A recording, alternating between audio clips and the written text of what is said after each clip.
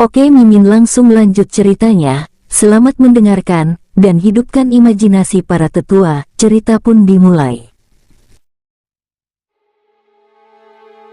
Apakah orang-orang dari istana Yunwang sudah bergerak?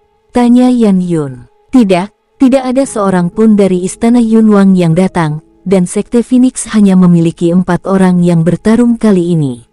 Wanita cantik itu berkata, selain Kaisar Suci Kenaikan, ada juga Suyi dan Xiao Qinxian. Suyi, apakah itu Suyi yang baru-baru ini menjadi terkenal di wilayah bintang atas karena membunuh banyak keajaiban iblis? Bukankah dia binasa di bawah pengepungan keturunan 4 klan suci? Yan Yun mengerutkan kening dalam-dalam, dan Kaisar Suci Kenaikan, orang yang datang ke istana sebelumnya dan meminta hutan teratai salju kepadaku. Senyum pahit wanita cantik itu semakin dalam. Terkejut, benar-benar terkejut. Jika kami harus menambahkan kata lain untuk menggambarkan perasaan semua orang saat ini, kata itu adalah ngeri. Terutama Yan Yun. Beberapa jam yang lalu, Kaisar Suci Kenaikan Sekte Phoenix tiba. Karena tidak ingin terlalu menyinggung Sekte Phoenix, ia secara pribadi keluar untuk menyambutnya sebagai tanda kesopanan.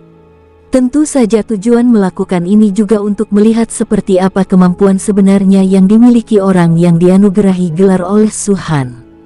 Hasilnya sangat mengecewakannya. Gelar Kaisar Suci Kenaikan terdengar sangat mendominasi, tetapi tingkat kultivasinya sesuai dengan rumor. Dia sama sekali belum mencapai alam dewa surgawi, tetapi hanya setengah langkah alam dewa surgawi. Mengingat tingkat kultivasi dan usianya, Ye Xiaofei hanya dapat dianggap sebagai seorang jenius di wilayah bintang kelas atas saat ini, bukan orang kuat. Tidak peduli seberapa besar atau kecil suatu sekte, fondasinya bertumpu pada kekuatannya.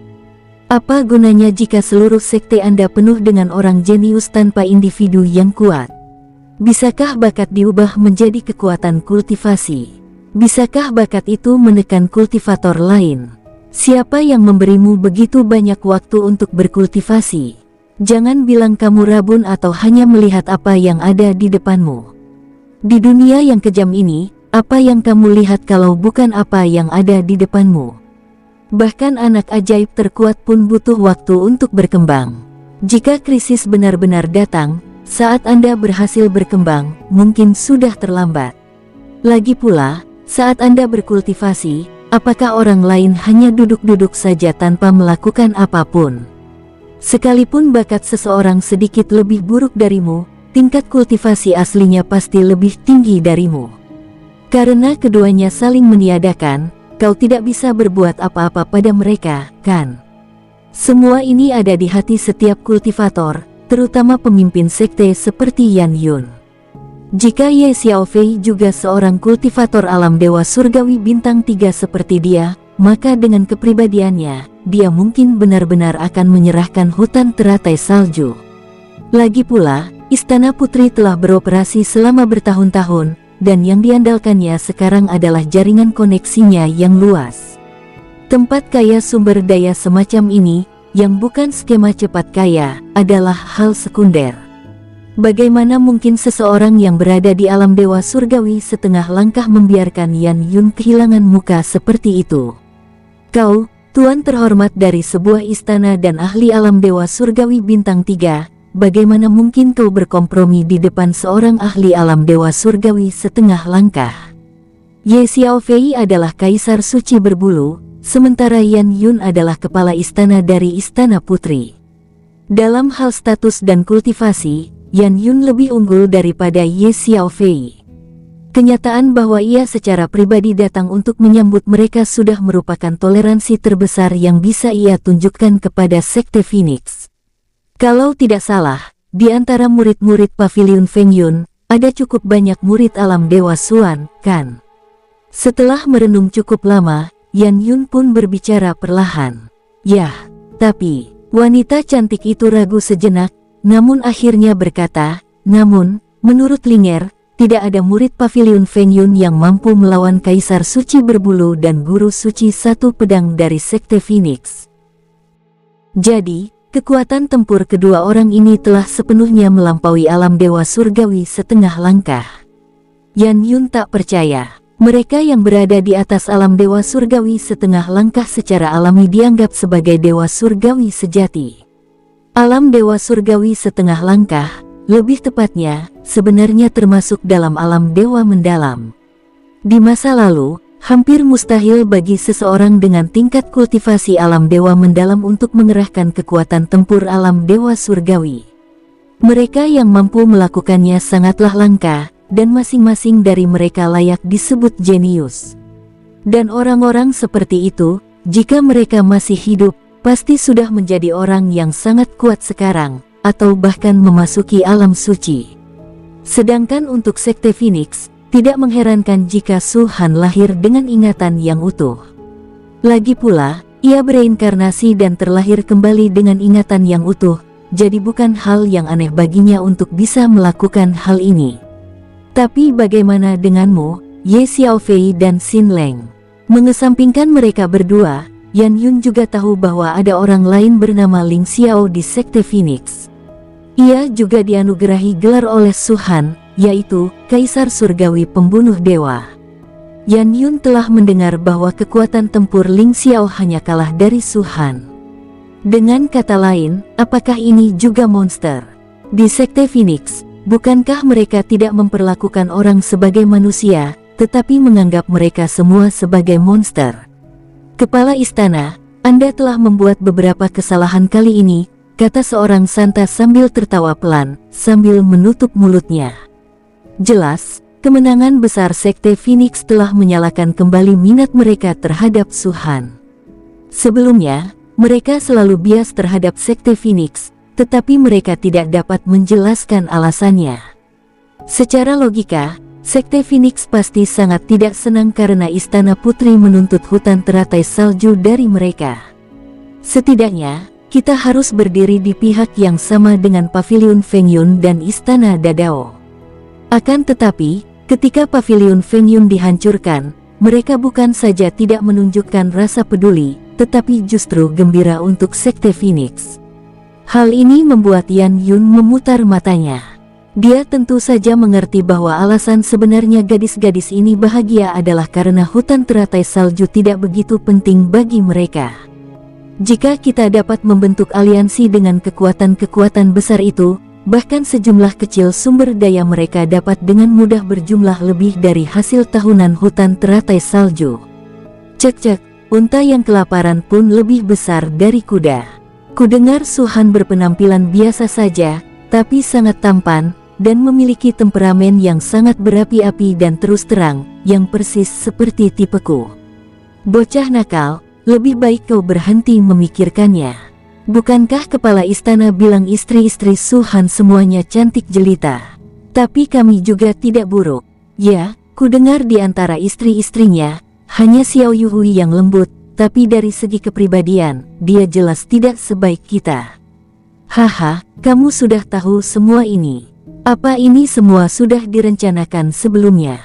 Kelompok orang suci itu tertawa riang, dan wajah cantik mereka tampak mencerahkan langit di luar.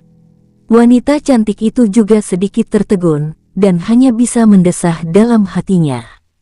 Penampilan seorang kultivator memang dapat berubah sesuai keinginannya, tanpa memandang jenis kelamin. Tetapi perubahan apapun akan mudah dideteksi oleh orang lain. Setidaknya wanita cantik ini tahu bahwa tokoh-tokoh penting yang menikah di Istana Putri semuanya menyukai kecantikan alami para gadis suci ini. Dan itu tidak dapat diubah. Wanita cantik itu merasa dirinya cukup cantik, tetapi jika dibandingkan dengan wanita suci di depannya, masih ada perbedaan yang signifikan. Baiklah. Yan Yun memelototi mereka, lalu mendengus, kali ini salah penilaianku. Su Han memang punya alasan untuk mengepung Paviliun Feng Yun. Bila menyangkut masalah serius, para santa berhenti bercanda satu sama lain. Seseorang berhenti sejenak dan bertanya, Kepala Istana, apa yang harus kita lakukan dengan hutan teratai salju? Kehancuran Paviliun Angin dan Awan oleh Sekte Phoenix pertama-tama tidak diragukan lagi merupakan peringatan bagi yang lain, jika tidak, mereka tidak akan mengirim orang untuk bernegosiasi dengan kita dan Istana Dao Agung secara bersamaan. Yan Yun tetap diam. Aula utama menjadi sunyi untuk sementara waktu. Meskipun Istana Putri memiliki jaringan koneksi yang cukup besar, ia tidak ada apa-apanya dibandingkan dengan Istana Raja Awan dan Permaisuri Penghancur di balik Sekte Phoenix. Sekalipun kekuatan besar seperti Istana Enam Harmoni dan Sekte Rui berselisih dengan Suhan, itu tetaplah pertempuran antar dewa. Bagaimana mungkin Istana Putrinya berani terlibat? Dengan mengingat hal ini, Yan Yun segera membuat keputusan. Xiangting, 3 hari dari sekarang, kamu akan memimpin tim untuk menyampaikan undangan ke Sekte Phoenix. Undangan. Mendengar perkataan Yan Yun, semua orang suci itu sedikit terkejut. Mereka sangat mengenal kepribadian Yan Yun. Pernyataan Yan Yun sebelumnya dengan jelas menunjukkan bahwa dia merasa identitas Suhan sensitif dan tidak ingin terlalu terlibat dengan Sekte Phoenix, karena hal itu dapat memicu reaksi berantai dari kekuatan lain. Mengapa Anda tiba-tiba berubah pikiran? Namun, tindakan Yan Yun sangat sejalan dengan pikiran mereka. Aku, wanita bernama Xiangting, menunjuk dirinya sendiri, tampak terkejut. Dari segi penampilan, dia benar-benar layak mendapat deskripsi kecantikan yang bisa membuat ikan tenggelam dan angsa jatuh dari langit, serta kecantikan yang bisa mempermalukan bulan dan membuat bunga memerah. Dan ketika dia berbicara, suaranya lembut dan halus, membuat orang tanpa sadar ingin lebih dekat dengannya. Yan Yun mengangguk. Kepala istana, ini tidak adil. Ya, setiap kali hal seperti ini terjadi, selalu Suster Junior Xiangting yang pergi. Tidak bisakah kita diberi kesempatan?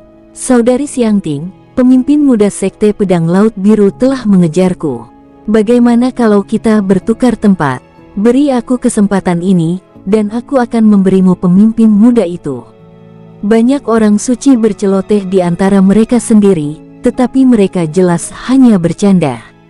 Ini bukan masalah iri hati, lagi pula, kekuatan keseluruhan Sekte Phoenix saat ini belum tentu jauh lebih kuat daripada Istana Putri, dan mereka tidak mengandalkan kekuatan yang besar.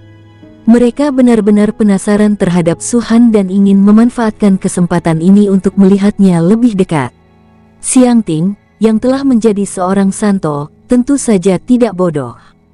Ia tersenyum dan berkata, "Kakak-kakak senior, aku sudah lama tidak keluar. Tolong jangan sekejam itu padaku. Persetan denganmu. Dasar bocah nakal, kau bahkan tahu cara menggunakan trik melukai diri sendiri. Lupakan saja, kepala istana sudah memberi perintah, jadi kami tidak akan berdebat denganmu lagi." Hahaha, adik Xiangting, sekarang giliranmu menunjukkan kemampuanmu. Begini, pola pikir Suhan memang tidak biasa. Lagi pula, dia sudah punya beberapa istri, jadi dia mungkin tidak tergoda oleh wanita cantik. Tapi bawahannya punya banyak bujangan yang menarik, jadi kau harus memanfaatkan kesempatan ini. Ya, Master Pedang Satu itu memang hebat.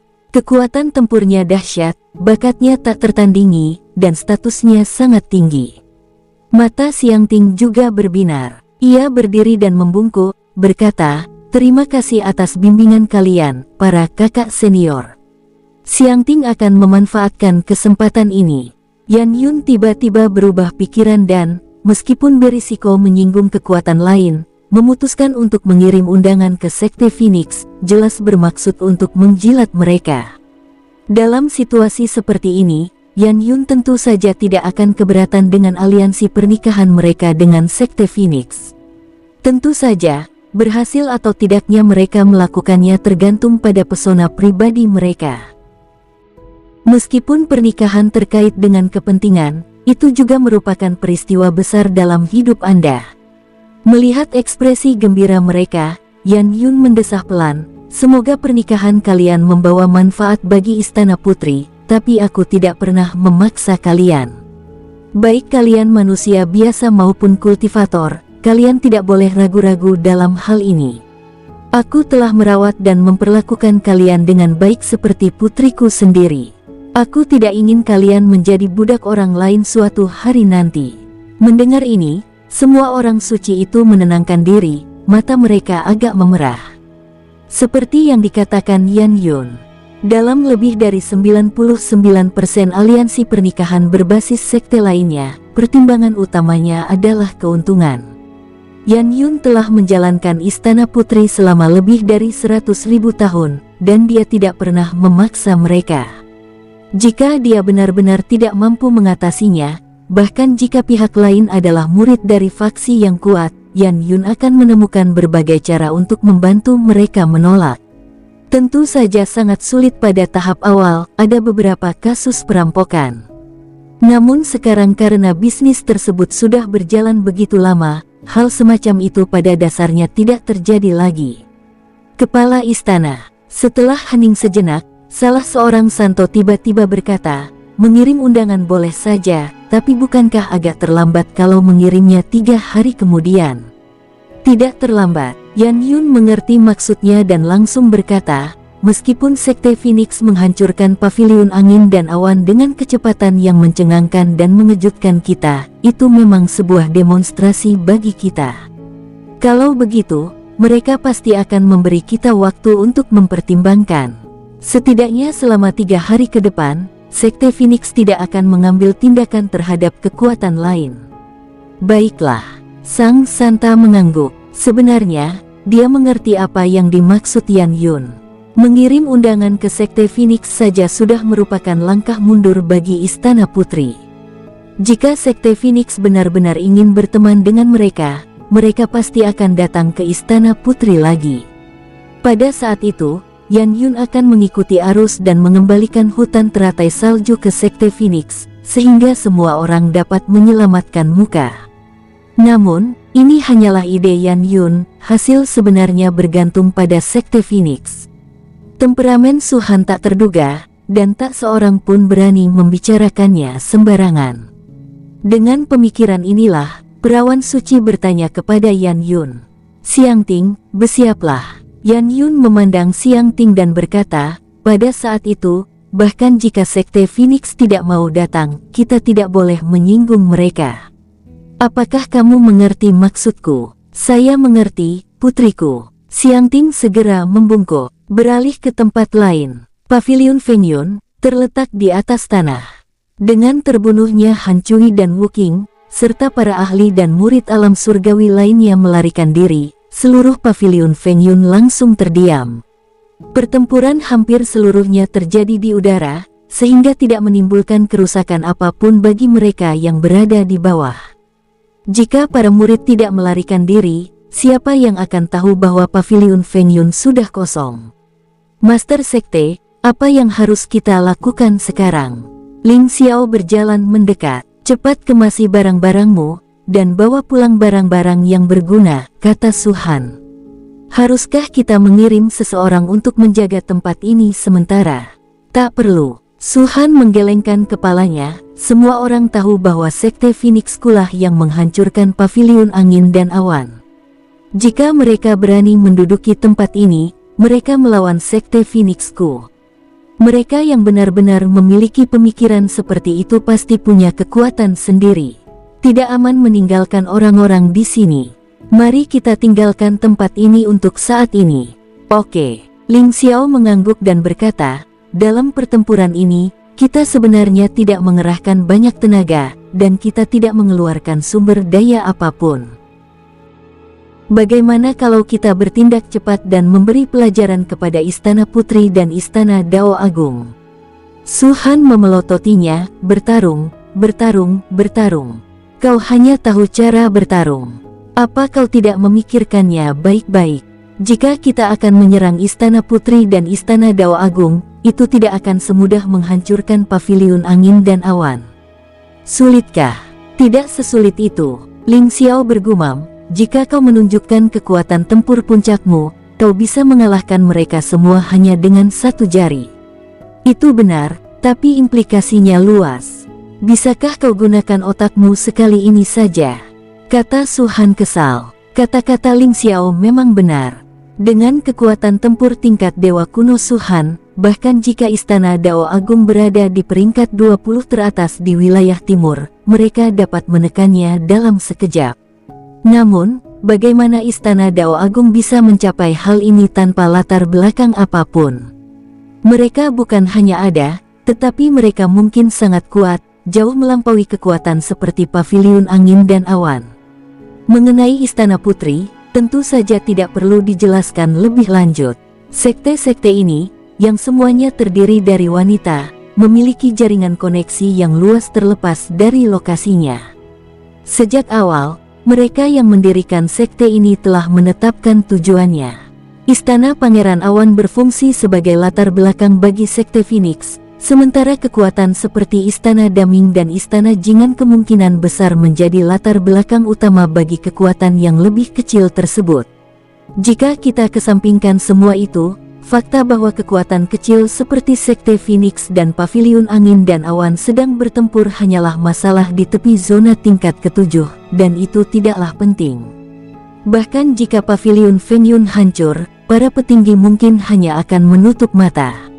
Lagi pula, sangat normal jika setidaknya 80 hingga 100 pasukan terbunuh setiap harinya. Akan tetapi, jika kita mengambil tindakan terhadap kekuatan seperti Istana Dao Besar dan Istana Putri, konsekuensinya bisa sangat besar. Terutama Istana Putri, kekuatan yang tampaknya lemah tetapi sebenarnya memiliki pengaruh yang luas.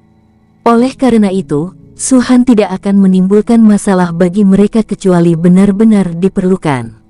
Master Sekte, bukankah ini tidak pantas?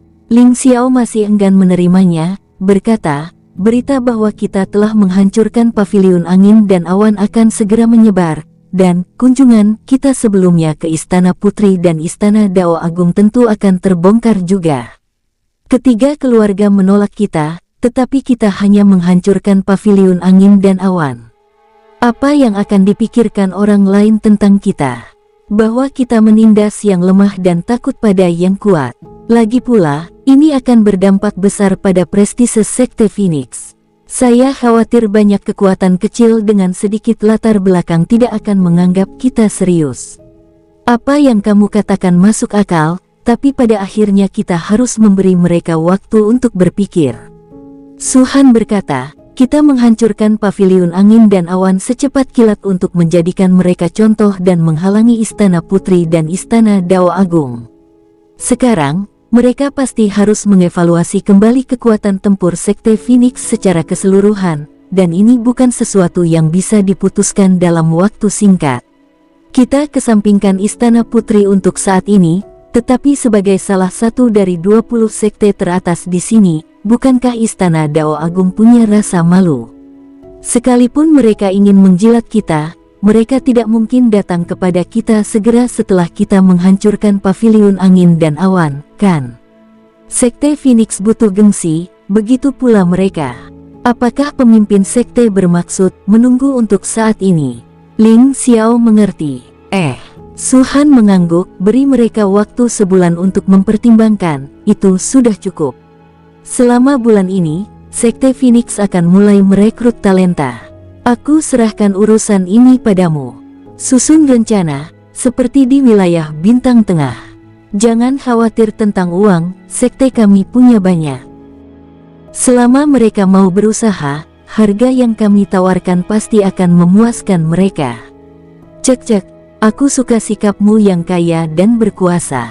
Keluar. Tepat saat keduanya mengobrol dan tertawa, Lian Yuzhe berjalan mendekat sambil membawa sebuah lukisan di tangannya.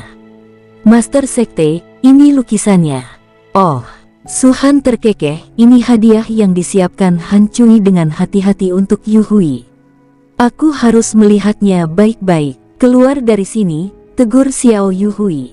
Saat gulungan itu dibuka, Su Han membandingkan kedua lukisan itu dan tiba-tiba mengerutkan kening, berkata, orang ini begitu terkesan padamu. Dia bahkan belum pernah melihatmu berkali-kali, kan? Ada apa? Kamu cemburu? Xiao Yuhui tertawa dan berkata, pemimpin sekte kita, Su Han, terkadang memang iri, sungguh menyenangkan melihatnya. Tapi lukisan Han Cui memang cukup bagus, hampir persis seperti diriku yang sebenarnya. Katakan padaku, apakah kau melakukan sesuatu di belakangku? Saya melakukannya, jadi apa yang dapat Anda lakukan? Kamu, aku. Su Han menggertakkan giginya, tetapi akhirnya menyerah pada amarahnya. Dia langsung merobek-robek lukisan itu, dan Xiao Yuhui pun mendesah, sungguh sayang kata-kata yang bagus, yang membuat Su Han marah. 3 hari kemudian, Ling Xiao merasakan kekaguman baru terhadap Su Han. Pemimpin sekte itu benar-benar seorang dewa iblis. Di dalam aula utama, Su Han sedang belajar ilmu pedang dengan Xin Leng ketika Ling Xiao berlari masuk. Su Han bertanya sambil tersenyum, apakah itu orang-orang dari Istana Dao Agung atau Istana Putri? Master Sekte, kenapa kau tidak menebak lagi? Kata Ling Xiao sambil tersenyum. Istana Putri, tanya Su Han. Ling Xiao memutar matanya, ini konyol. Kau sudah bersekongkol dengan Istana Putri selama ini, kan? Kepala istana dari Istana Dao Agung sombong dan suka berterus terang, sementara kepala istana dari Istana Putri rendah hati dan berhati-hati. Istana Dao Agung tidak akan pernah melakukan hal seperti itu hanya dalam 3 hari, jadi pasti Istana Putri, kata Su Han. Ling Xiao mengerutkan bibirnya dan berkata, dia gadis suci dari Istana Putri. Bagaimana kalau kita bawa dia ke sini untuk bertemu denganmu? Gadis suci. Su Han terkejut. Dia tahu sedikit tentang Istana Putri dan pernah mendengar tentang gadis suci. Kelompok ini hampir merupakan orang-orang dengan jabatan tertinggi di Istana Putri, selain kepala istana. Terlebih lagi, setiap gadis suci sangat cantik dan dikagumi oleh banyak pria. Mereka jarang keluar, menunjukkan betapa pentingnya Istana Putri bagi Sekte Phoenix. Master Sekte, gadis suci telah datang sendiri. Ling Xiao tersenyum dan berkata, aku sudah melihatnya. Dia sungguh luar biasa cantiknya, kecantikan yang bisa mempermalukan bulan dan bunga. Sosoknya, pinggangnya yang ramping, dan sifatnya yang lembut dan sederhana, murni seperti bunga teratai yang muncul dari lumpur, namun tidak menyendiri, melainkan sangat mudah didekati. Dia sungguh. Ye Xiaofei, ada apa? Itu sama sekali tidak cukup baik bagiku. Ling Xiao terkejut dan segera menoleh untuk melihat. Tidak ada apa-apa di sana. Ling Xiao tertegun sejenak, lalu wajahnya menjadi gelap. Master Sekte, saya hanya menyatakan fakta.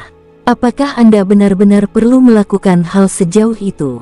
Lalu kenapa kamu begitu takut? Bukankah itu karena kamu merasa bersalah? Ling Xiao berkata tanpa berkata-kata, guru besar sekteku, gadis suci dari Istana Putri datang sendiri, siapa yang tidak tahu apa yang mereka pikirkan? Mereka jelas-jelas mencoba merayumu. Bahkan jika aku ingin menjadi pencuri, aku tidak bisa melakukannya, oke? Su Han melotot padanya. Xin Leng, yang berdiri di sampingnya, tetap diam dan terkekeh. Dia juga sangat muda, tetapi kepribadiannya benar-benar berbeda dari Ling Xiao. Ling Xiao terlalu banyak bercanda, tapi dia pendiam. Terkadang Ye Xiaofei berkata akan sangat bagus jika mereka berdua bisa saling mengimbangi. Biarkan dia masuk, bagaimanapun, dia seorang wanita suci, kita tidak bisa mengabaikannya, kata Su Han. Baiklah, aku masih ada urusan lain, jadi aku pamit dulu. Ling Xiao berbalik dan pergi. Tak lama kemudian, beberapa wanita datang dengan anggun. Mereka semua sangat cantik, tetapi yang paling menarik perhatian adalah yang berada di depan, mengenakan jubah brokat dan memakai mahkota burung phoenix. Putri Gong Xiangting memberi salam kepada ketua sekte Su. Xiangting membungkuk sedikit, tak berani bersikap tidak sopan. Namun, ia juga diam-diam mengamati Su Han, berpikir dalam hati bahwa rumor itu memang benar. Su Han tidak terlalu tampan, tetapi ia tampak sangat anggun, penampilan yang memang langka. Ketika Xiangting menatap Su Han, tatapannya juga tertuju pada Xin Leng, yang duduk di sebelah Su Han. Dari segi penampilan, Xin Leng jauh lebih tampan daripada Su Han, dan Xiangting tidak bisa menahan diri untuk tidak melihatnya lagi. Dia tahu betul bahwa orang yang duduk bersama Su Han memiliki status yang sangat tinggi dan pasti salah satu individu yang memiliki gelar. Yang sedikit mengejutkan Xiangting, saat dia melihat ke arah Xin Leng, dia mendapati bahwa Xin Leng juga sedang melihatnya.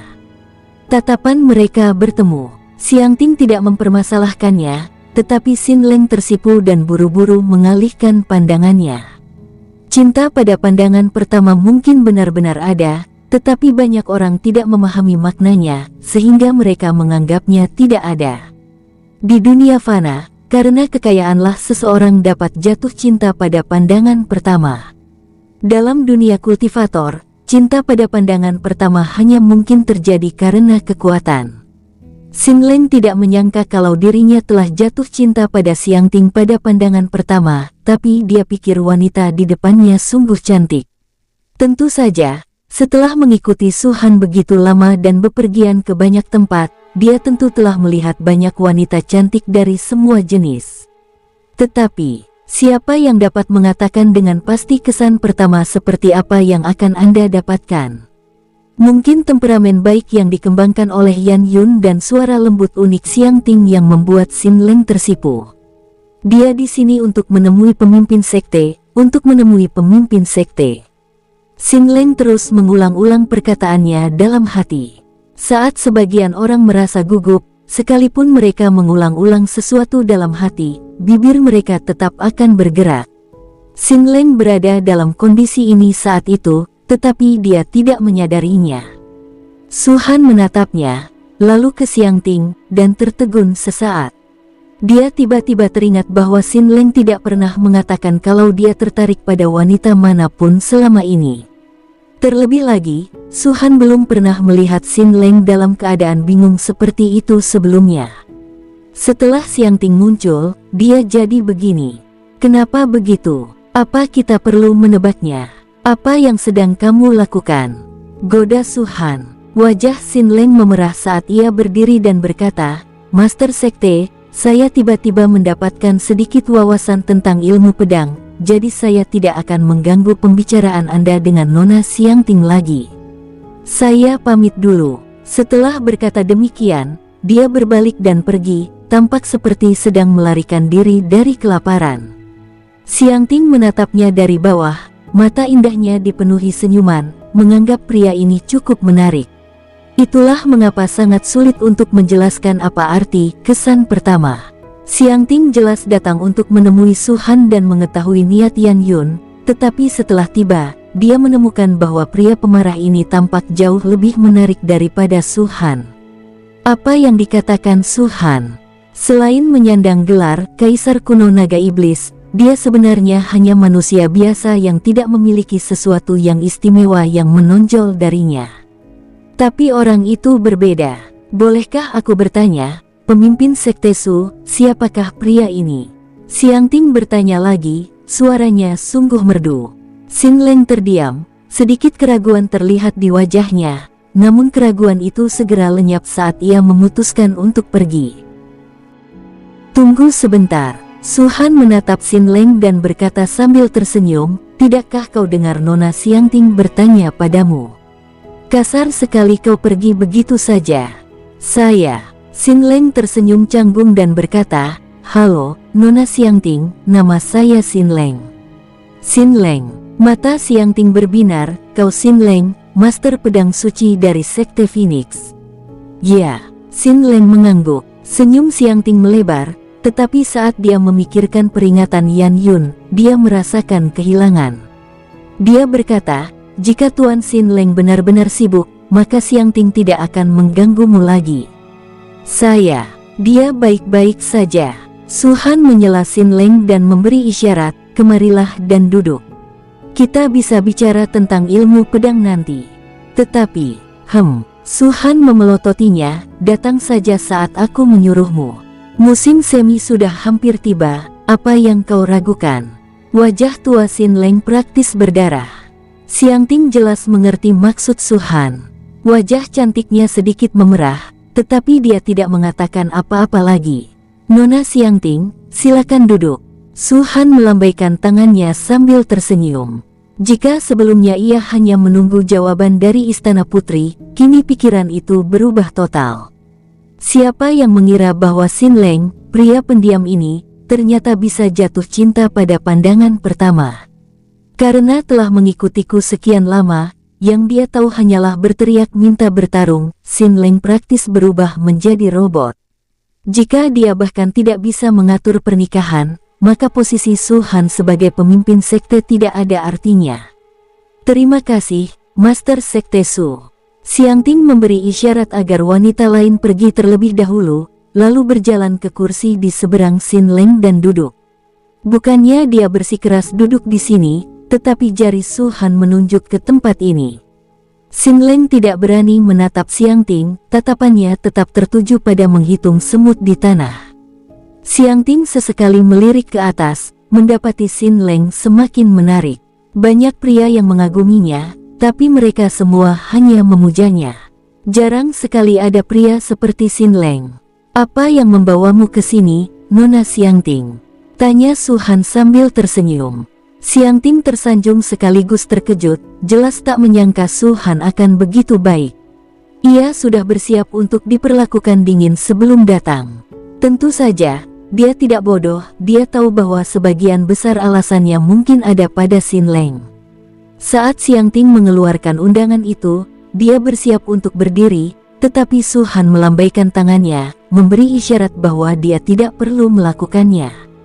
Tak berdaya, Xiangting hanya bisa duduk di sana dan berkata, "Pemimpin Sekte Su, aku datang ke sini atas perintah kepala istana. Pemilihan gadis suci tahun ini akan dimulai sebulan lagi, dan kepala istana berharap pemimpin Sekte Su bisa datang dan mengamati." Oh, tanpa berpikir panjang, Su Han tersenyum dan berkata, "Pemilihan gadis suci adalah peristiwa besar di Istana Putri. Aku pernah mendengarnya sebelumnya. Seseorang seperti Nona Xiangting, yang mampu menonjol di antara jutaan wanita, memang kecantikan sejati dunia. Pemimpin Sekte Su, kau menyanjungku. Kudengar istri-istri para pemimpin sekte semuanya sangat cantik. Xiangting tidak akan pernah berani melampaui batas di depan mereka.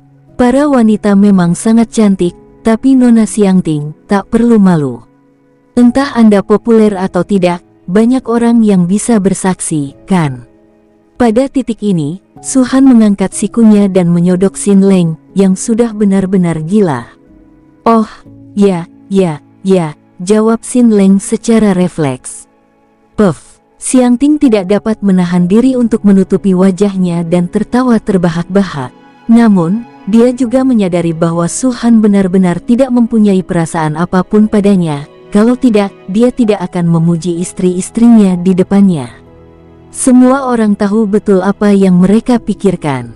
Su Han dengan halus berkata kepada Xiangting, "Kamu sama saja dengan istriku, tapi aku tidak akan menyukaimu." Xiangting tidak kecewa, karena toh dia memang tidak punya banyak harapan pada awalnya. Selain itu, setelah melihat Su Han, Xiangting juga merasa bahwa Su Han bukan tipenya, sebaliknya, pria di sebelahnya. "Kalau begitu, Ketua Sekte Su, mohon berikan kami jawaban yang pasti, apakah kami akan pergi atau tidak, agar kepala istana dapat melakukan beberapa persiapan," tambah Xiangting. Su Han melirik Xin Leng di sampingnya dan bertanya sambil tersenyum, "Kamu mau pergi atau tidak?" Kelopak mata Xin Leng berkedut, "Saya tidak berani membuat keputusan untuk pemimpin sekte." "Kalau begitu, ayo pergi." Su Han mengangguk, "Beritahukan kepada kepala istana Yan bahwa sekte kita pasti akan menghadiri pemilihan gadis suci." "Terima kasih, Master Sekte Su." Xiangting segera membungkuk dan berkata, "Kalau begitu, Xiangting tidak akan tinggal di sini lagi. Saya akan menunggu kedatangan pemimpin Sekte Su di Istana Putri. Sudah malam, bagaimana kalau kita makan malam dulu sebelum berangkat?" "Aku tidak akan makan lagi, terima kasih atas kebaikanmu, pemimpin Sekte Su." "Baiklah, aku masih ada urusan lain. Xin Leng, bisakah kau mengantar Nona Xiangting untukku?" Jantung Xin Leng berdebar kencang, tetapi dia tetap berkata, "Oh, baiklah." Di luar Istana Phoenix, Xin Leng tertinggal sekitar setengah meter di belakang Xiangting, mengikutinya tanpa suara. Murid-murid Istana Putri yang datang bersama Xiangting berada sekitar 10 meter di belakang mereka berdua. Wajah Xin Leng agak memerah, dan tidak jelas apa yang dipikirkannya. Xiangting tetap tenang, tidak menoleh ke belakang, dan terus berjalan dengan tenang. "Oh, Apakah Tuan Xin Leng sedang birahi? Tepat pada saat itu, suara mengejek tiba-tiba terdengar dari belakang. Xiang Ting terdiam sejenak, lalu berbalik menatap pria tampan yang berjalan ke arahnya dari samping. Siapa lagi kalau bukan Ling Xiao? Ling Xiao melihat wajah Xin Leng yang memerah dari jauh. Xin Leng belum pernah terlihat seperti ini sebelumnya. Terlebih lagi, mengingat status Xin Leng, mengantar seseorang ke pintu keluar Istana Phoenix sudah cukup, sisa perjalanan tentu akan ditangani oleh murid-murid Sekte Phoenix lainnya. Tetapi Xin Leng telah mengikuti wanita itu selama ini, jadi dia secara alami dapat menebak apa yang telah terjadi. Dasar sialan, Xin Leng melotot ke arah Ling Xiao. Oh, apakah kamu malu sekarang? Ling Xiao terkekeh dan berkata, Nona, pemimpin sekte hanya punya urusan serius yang perlu dibicarakan denganmu, kan? Xiang Ting mengangguk. Baiklah, mari kita bicarakan masalah pribadi. Melihat Xiang Ting menatapnya dengan ekspresi bingung, Ling Xiao berkata, meskipun kita pernah bertemu sebelumnya, kau masih belum tahu siapa aku, kan? Aku lupa memperkenalkan diri. Namaku Ling Xiao, Kaisar Langit Pembunuh Dewa Ling Xiao. Xiang Ting berkata sedikit terkejut. Ya, Ling Xiao mengabaikan apa yang dipikirkan Xiang Ting dan langsung bertanya, bolehkah aku bertanya berapa umurmu, Nona? Apakah ada seseorang di hatimu? Apakah kau menyukai pria-pria pendiam dan rendah hati itu? Dua pertanyaan pertama masuk akal, tetapi pertanyaan terakhir cukup langsung. Dia hampir bertanya langsung pada Xiang Ting apakah dia menyukai Xin Leng. Xin Leng menundukkan kepalanya, wajahnya terasa panas dan tubuhnya sedikit gemetar. Xiang Ting secara selektif mengabaikan dua pertanyaan tersebut. Ia melirik Xin Leng terlebih dahulu, lalu berkata lembut, Xiang Ting tidak punya siapa-siapa di hatinya. Haha, asal tidak ada orang di sekitar, asal tidak ada orang di sekitar. Ling Xiao tertawa keras, ingin mengatakan sesuatu lagi, tetapi Ye Xiaofei datang dari kejauhan. Urus saja urusanmu sendiri, waktumu terbatas. Tidak bisakah kau biarkan Tuan Xin Leng dan Nona Xiang Ting punya waktu berdua saja? Kenapa kau membuat masalah? Aku tidak membuat masalah, aku hanya membantunya. Aduh, lembutlah, ini sangat menyakitkan, kasihanilah aku. Melihat Ye Xiaofei menarik Ling Xiao menjauh dari telinganya, Xiang Ting terkekeh dan berkata, orang-orang Sekte Phoenix benar-benar harmonis. Itu wajar, ketika Sekte Phoenix disebutkan, Xin Leng menjadi lebih banyak bicara, dan rona merah di wajahnya berkurang. Bagi orang luar, kami semua adalah bawahan pemimpin sekte, tetapi pemimpin sekte tidak pernah memperlakukan kami sebagai pelayan. Saya bisa mengatakannya. Xiang Ting mengangguk dan berjalan pergi dengan anggun, diikuti Xin Leng di belakangnya. Setelah berjalan beberapa saat, Xiang Ting berkata, Tuan Xin Leng sangat sibuk, jadi aku tidak akan menyita waktumu lagi. Aku akan meninggalkanmu di sini. Xin Leng terkejut. Melihat Xiang Ting berbalik untuk pergi, Xin Leng menggertakkan giginya dan berkata, aku akan mengantarmu pergi. Sambil berbicara, dia menyusulnya, dan tidak lagi membuntuti Xiang Ting sejauh setengah meter, melainkan berjalan di sampingnya. Mata indah Xiang Ting berbinar, dan sudut mulutnya perlahan terangkat. Setelah Sekte Phoenix mengambil alih, mereka pasti membangun kembali markas ini, kan? Xiang Ting belum pernah melihat gaya seperti ini sebelumnya. Bisakah Tuan Xin Leng menunjukkan tempat ini kepadaku? Apakah kamu tidak terburu-buru untuk kembali? Tanya Xin Leng. Xiang Ting mengumpat dalam hati karena bersikap bodoh, menggertakkan gigi, dan berkata, ini tidak mendesak. Tidak mudah untuk datang ke sini. Kepala istana tidak menetapkan batas waktu. Xiang Ting sangat ingin mengunjungi Sekte Phoenix dan ingin melihatnya lebih banyak. Xin Leng akhirnya mengerti dan menyadari bahwa kepalanya pasti telah ditendang oleh seekor keledai. Dia terkekeh canggung, karena kita sudah di sini, mari kita lihat-lihat. Terima kasih banyak, Tuan Xin Leng. Terima kasih kembali. Di dalam Istana Phoenix, Master Sekte, apakah menurutmu dia idiot? Ling Xiao berkata dengan kesal, kau tidak lihat bagaimana penampilannya waktu itu. Dia jelas-jelas sedang jatuh cinta, tapi dia bersikeras bersikap malu-malu. Wajah tuanya semerah pantat monyet. Apa dia pikir dia perempuan? Aku benar-benar muak dengan pria ini. Kalau Xiao Fei tidak menarikku, aku pasti sudah menendangnya beberapa kali. Dia memiliki semangat pedang Suan, kau mungkin bukan tandingannya, kata Suhan. Saya, Ling Xiao memutar matanya, aku tidak serius, bukan itu intinya. Kaisar tidak khawatir, tapi Kasim khawatir. Suhan tersenyum dan berkata, Xin Leng memang seperti itu. Dia punya takdirnya sendiri. Kalau dia benar-benar menyukai seseorang, belum tentu dia yang memulai duluan. Benar. Kurasa Xiang Ting mungkin juga punya perasaan padanya. Ling Xiao menggelengkan kepalanya dan berhenti membicarakannya. Sebaliknya, ia berkata, tapi ketua sekte, apa kau benar-benar berencana pergi ke Istana Putri? Apa yang menarik dari pemilihan gadis suci? Itu hanya sekelompok wanita. Suhan melirik Ye Xiao Fei di sampingnya dan menggodanya, bukankah kamu paling suka menonton hal semacam ini? Aku tidak melakukan itu. Ketua sekte, tolong jangan memfitnahku. Itu akan sangat merugikanku. Suhan mengabaikannya dan berkata kepada Ye Xiao Fei, kau harus berangkat besok dan pergi ke Istana Putri lagi. Mereka sepertinya berencana menyerahkan hutan teratai salju. Karena mereka bersedia berteman dengan kita, dan dengan Xin Leng di sini, tentu saja aku tidak bisa membiarkan mereka menderita kerugian. Bawalah 200.000 kristal elemen bersamamu. Ya, jawab Ye Xiao Fei. 200.000 kristal unsur sama dengan 20 juta kristal ilahi. Dari segi kuantitas, tentu saja masih belum banyak. Lagi pula, hutan teratai salju dapat menghasilkan nilai output lebih dari 10 juta yuan setiap tahun.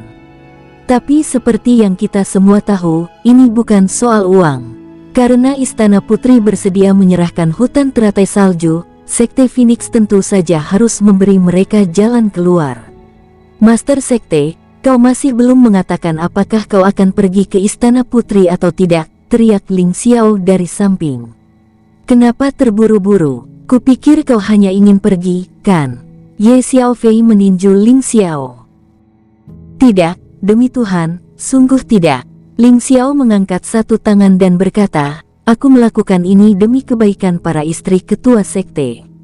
Istana Putri penuh dengan wanita cantik, dan kali ini giliran pemilihan gadis suci. Pemenang akhirnya pastilah wanita-wanita cantik terbaik. Jika ketua sekte tergoda lagi, maka para istri ketua sekte harus menambahkan satu lagi, yah, mungkin beberapa lagi. Keluar, Suhan berkata dengan kesal, kita masih harus pergi. Jika Xin Leng dan Xiang Ting benar-benar saling tertarik, tentu saja aku tidak bisa membiarkan Xin Leng kehilangan muka. Lagi pula, kudengar setiap kali memilih gadis suci, Istana Putri dan kekuatan-kekuatan besar lainnya juga memanfaatkan kesempatan untuk mengadakan aliansi pernikahan. Dengan penampilan Xiang Ting dan statusnya sebagai gadis suci, wajar saja jika ia memiliki banyak pengagum. Jika aku tidak melamar Xin Leng, bagaimana kalau ada orang lain yang merebutnya? Itu masuk akal. Bagi Istana Putri, para santo ini sebenarnya adalah korban dari kepentingan mereka sendiri. Mereka bahkan mungkin tidak berhak menentukan kesetiaan mereka sendiri. Ling Xiao mengangguk. Sekitar 2 jam kemudian, Xin Leng kembali. Dia masih orang yang pendiam, tetapi sudut mulutnya sedikit terangkat, jelas menunjukkan bahwa dia sedang dalam suasana hati yang baik. Ling Xiao dan Ye Xiao Fei diusir oleh Suhan, yang masih berada di Istana Phoenix, menunggu Xin Leng. Xin Leng, di sisi lain, ingin terus belajar ilmu pedang dengan Suhan, jadi dia bergegas kembali ke sini segera setelah Xiang Ting pergi. Guru, Suhan mengangguk dan tersenyum, kita mengobrol dengan sangat menyenangkan. Xin Leng tersenyum canggung, tetapi mungkin karena suasana hatinya sedang baik, dia menjadi sedikit lebih banyak bicara. Hebat, Xiang Ting sangat lembut, dan sangat nyaman untuk berbicara dengannya. Dan memang itu yang terjadi. Xiangting adalah seorang wanita yang sangat pandai membaca pikiran orang, terutama ketika berhadapan dengan orang introvert seperti Xin Leng. Hampir saat Xin Leng membuka mulutnya, dia tahu apa yang akan dikatakannya, jadi dia menggunakan kata-kata yang paling tepat untuk melanjutkan percakapan dengannya.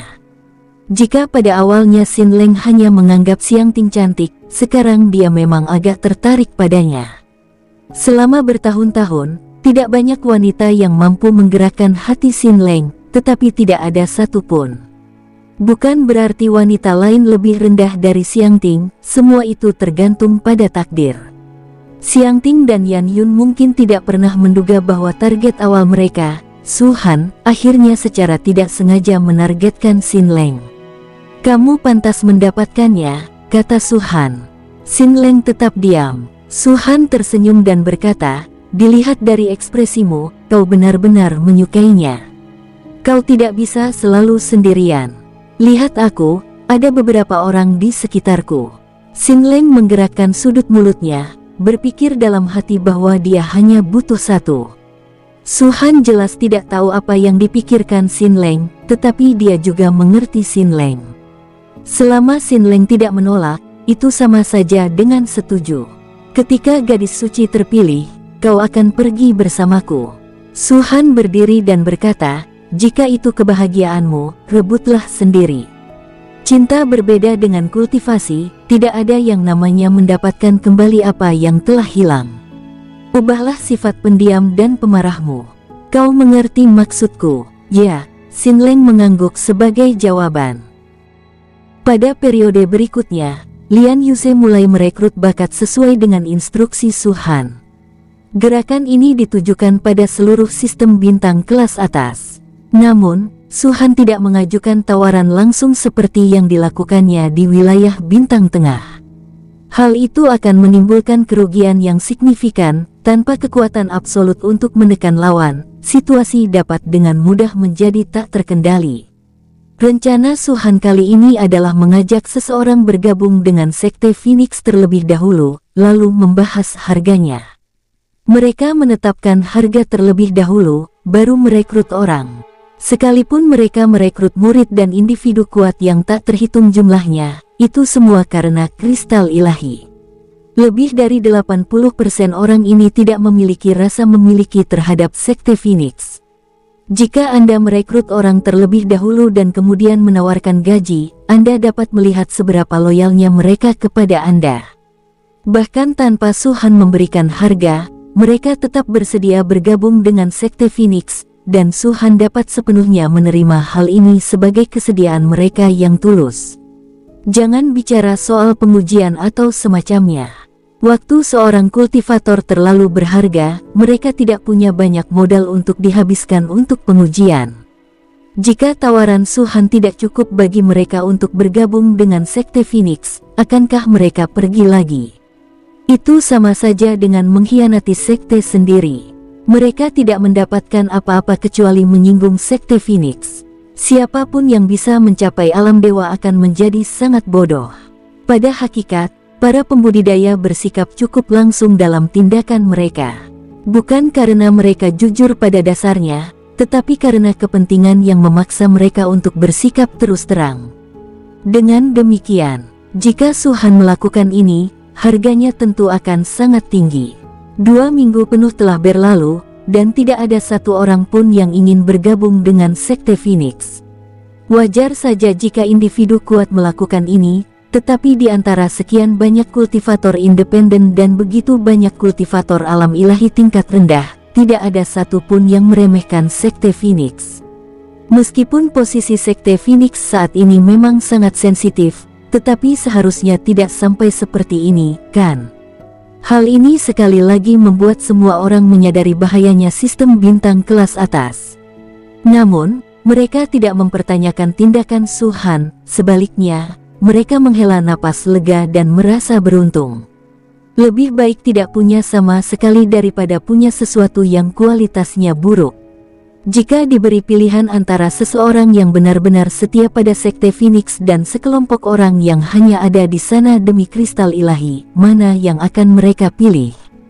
Tidak diragukan lagi, pastilah yang pertama.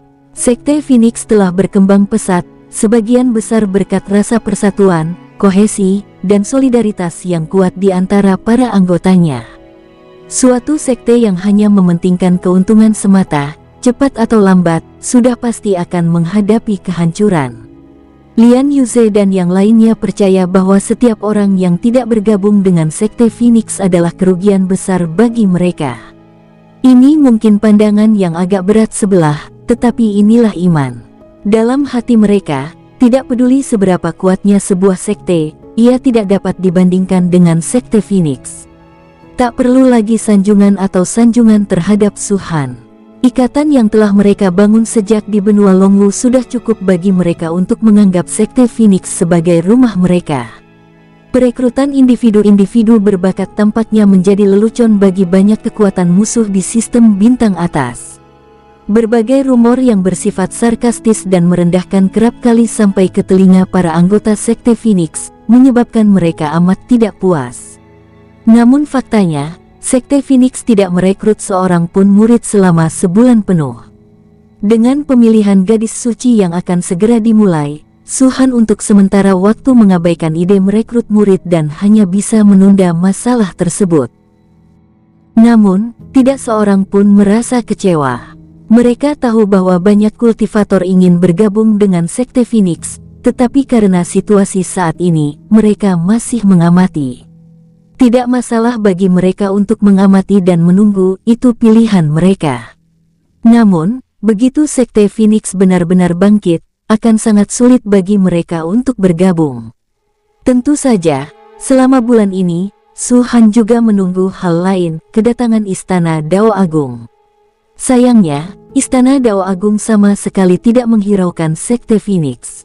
Meskipun Sekte Phoenix telah memusnahkan Paviliun Angin dan Awan dengan kekuatan yang luar biasa, Istana Dao Agung tetap tidak berniat mengembalikan Gunung Suanjing.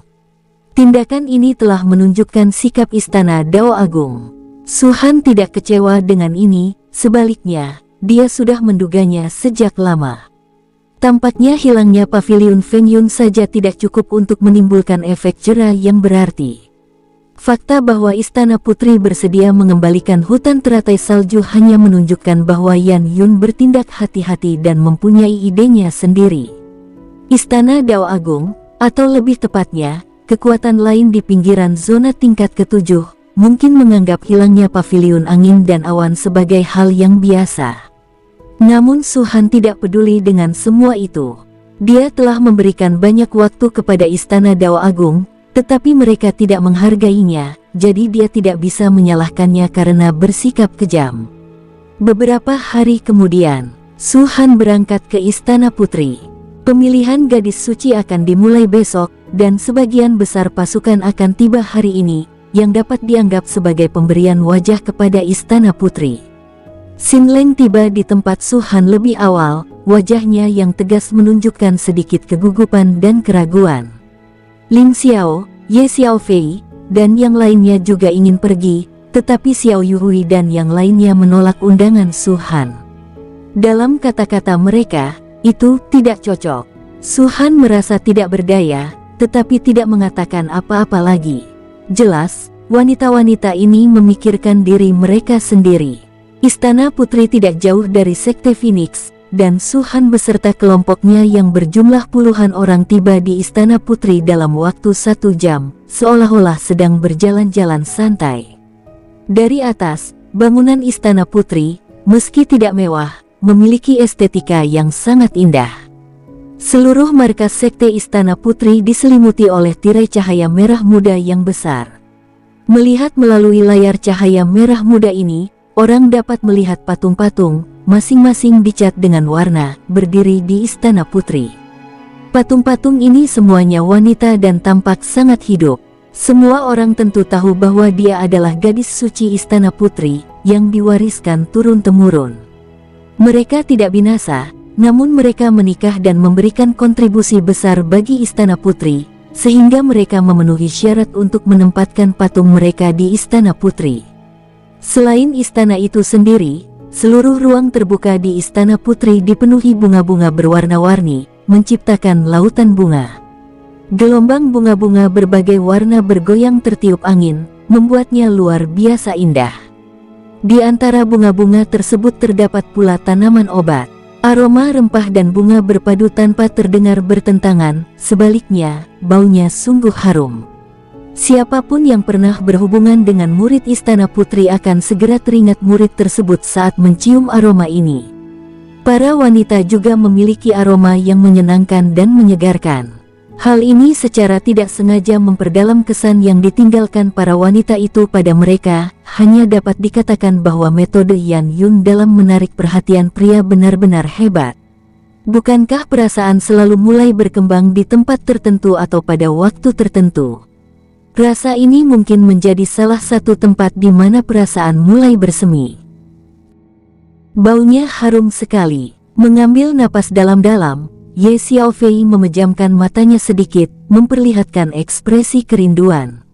Dia seorang wanita, jadi tentu saja dia menyukai lingkungan seperti ini. Kalau aku bilang begitu, kau pasti akan mencekikku lagi, kan? Suara Ling Xiao terdengar sumbang. Semua orang tidak bisa menahan tawa.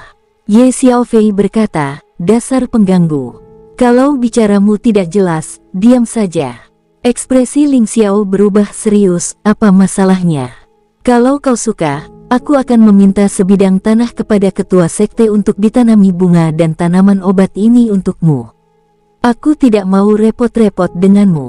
Ye Xiaofei tersipu. Meskipun semua orang tahu tentang hubungannya dengan Ling Xiao, mereka bahkan belum mengakuinya secara resmi kepada orang luar, apalagi mempublikasikannya satu sama lain. Mereka berdua tahu orang lain mempunyai perasaan terhadap mereka, tetapi tidak ada satupun di antara mereka yang mengungkapkannya terlebih dahulu. Ye Xiaofei tidak menginginkan apapun selain membunuh Ling Xiao, si bajingan itu. Dia banyak bicara setiap hari, tapi tidak ada yang berguna. Kalau saja dia berani mengambil langkah itu, aku tidak akan berada dalam situasi canggung ini. Memikirkan hal ini, rona merah di wajah Ye Xiaofei menghilang, digantikan oleh gigi yang terkatup. Ling Xiao merasakan hawa dingin menjalar di punggungnya, tidak mengerti mengapa sikap Ye Xiaofei berubah begitu cepat. Semua orang ingin memperingatkannya, tetapi melihat ekspresi membunuh Ye Xiaofei, mereka akhirnya diam saja. Apakah itu pemimpin sekte Su? Tepat pada saat itu, sebuah suara tiba-tiba datang dari bawah. Suhan dan yang lainnya melihat ke bawah dan melihat beberapa wanita berdiri di luar kediaman sekte Istana Putri, menatap ke atas ke arah mereka. Wanita yang berbicara itu jelas-jelas adalah wanita yang berdiri paling depan. Dia mengenakan pakaian kuning muda, tinggi dan ramping, dengan penampilan yang luar biasa. Suaranya jernih dan tajam, tidak seperti suara Xiangting yang lembut dan halus, sebaliknya, suaranya memiliki kualitas agak halus. Lagi pula, dari segi penampilan, dia dan Xiangting berada pada level yang sama, hanya temperamen mereka yang berbeda. Sepertinya dia juga seorang wanita suci, kata Suan Yuan Qiong sambil tersenyum. Apa, bahkan kau, orang tua, tergoda? Goda Suhan. Suan Yuan Qiong terdiam sejenak, lalu sedikit mundur. Apa yang kau katakan, ketua sekte? Tapi sekali lagi, aku hanya terlihat tua. Dari segi usia, aku belum tentu lebih tua darinya. Hahaha. Semua orang tertawa terbahak-bahak. Suan Yuan Qiong benar. Saat pertama kali bertemu Suhan, penampilannya sama persis seperti sekarang, dan dia tidak pernah berubah. Bahkan termasuk waktu yang dihabiskan di cincin Sumeru Putra Suci, mungkin hanya butuh beberapa ratus ribu tahun bagi Suhan dan yang lainnya untuk melakukan perjalanan dari benua Longwu ke wilayah bintang atas. Wanita di hadapan mereka adalah seorang kultivator alam dewa, tetapi bukan seorang jenius yang luar biasa. Meskipun ia lahir di wilayah bintang superior, ia membutuhkan lebih dari 100.000 tahun untuk mencapai tingkat kultivasinya saat ini. Ayo pergi. Jangan membuat mereka menunggu, kata Suhan. Kerumunan itu menanggapi dan kemudian turun perlahan-lahan. Begitu kakinya menyentuh tanah, wanita cantik itu langsung membungkuk dan berkata, wanita sederhana ini adalah Xiaoyu. Saya menyapa pemimpin Sekte Su dan semua tamu terhormat. Dia bersikap sangat rendah hati, dan apapun yang sedang dipikirkannya, dia setidaknya tampak sangat nyaman berada di dekatnya. Nona Xiaoyu, tidak perlu begitu. Dengan statusmu sebagai seorang santa, mereka mungkin bahkan tidak bisa disebut dewasa di hadapanmu, kata Suhan. Gadis suci merupakan orang yang pangkatnya paling tinggi di bawah kepala istana dari Istana Putri, dan tentu saja tidak serendah hati seperti yang terlihat di permukaan. Xiaoyu tidak banyak bicara tentang masalah ini, tetapi tersenyum dan berkata, kepala istana telah menyiapkan tempat untuk Sekte Phoenix. Ketua Sekte Su, Anda harus beristirahat sehari. Seseorang akan memberitahu Anda tentang pemilihan gadis suci yang baru besok. Terima kasih. Suhan mengangguk, lalu memimpin kelompok itu masuk. Cek-cek, Xiangting, Xiaoyu. Terlepas dari yang lain, nama-nama ini memang bagus. Seru Sui, Master Sekte Su. Pada saat itulah Xiaoyu tiba-tiba berbicara. Nona Xiaoyu, apakah ada sesuatu yang Anda butuhkan? Itu. Xiaoyu ragu sejenak, lalu bertanya, bolehkah saya bertanya, siapa di antara kalian yang bernama Tuan Xin Leng? Semua orang terkejut, lalu mereka semua melihat ke arah Xin Leng. Xin Leng juga bingung, tetapi tetap mengangguk dan berkata, saya Xin Leng, tidak perlu begitu, Tuan. Xiaoyu mengamati Xin Leng dari atas ke bawah sejenak, lalu tersenyum lebih lebar lagi. Sudah lama saya dengar bahwa Tuan Xin Leng adalah orang yang sangat berbakat dan cakap. Setelah bertemu dengannya, saya bisa memastikan bahwa reputasinya memang pantas. Saya tidak akan mengganggu Anda lagi. Tuan-tuan, silakan masuk. Kau mendengarnya dari Xiangting, kan? Tanya Ling Xiao sambil mengedipkan mata. Xiaoyu mengerutkan bibirnya dan menggelengkan kepalanya, tidak menjawab.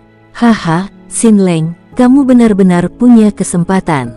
Goda Sui. Xin Leng tersenyum canggung, tidak yakin harus berkata apa. Ada harapan.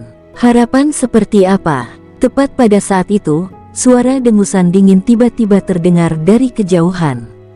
Xiangting adalah istri pilihanku, dan kami sudah saling mencintai. Apalagi yang masih kau impikan? Lupakan saja ide konyolmu itu. Mendengar ini, senyum Xin Leng membeku di wajahnya. Frasa saling kasih sayang benar-benar mengejutkannya. Bagi seseorang yang tidak punya pengalaman dalam percintaan, kata-kata ini bagaikan sambaran petir di siang bolong. Kalau dipikir-pikir lagi, ternyata aku baru kenal Xiangting beberapa jam saja, dan sejak itu kami tidak pernah bertemu lagi. Sebagai seorang gadis suci dari Istana Putri, Xiangting sangat cantik dan memiliki kepribadian yang lembut dan penurut. Mungkin ada banyak pria yang menyukainya. Mungkinkah? Apakah kelembutannya terhadap dirinya sendiri benar-benar hanya ilusi? Bersambung, sampai jumpa di episode berikutnya. Semoga kalian semua terhibur. Terima kasih, bye-bye.